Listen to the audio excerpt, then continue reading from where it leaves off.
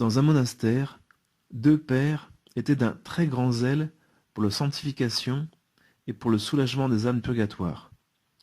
Ils s'étaient promis qu'après la mort du premier d'entre eux, l'autre dirait la messe du lendemain pour le défunt.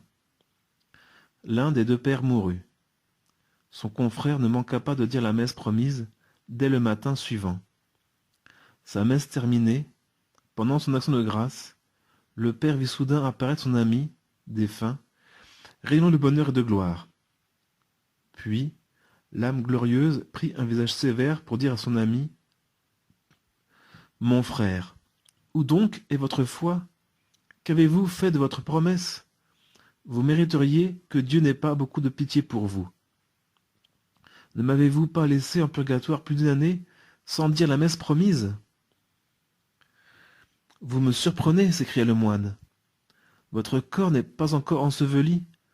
Vous avez quitté notre monde il y a quelques heures, et je viens juste de terminer la messe promise. » Alors, l'âme du défunt dit, avec un douloureux soupir: « Oh, quelles sont épouvantables les souffrances du purgatoire!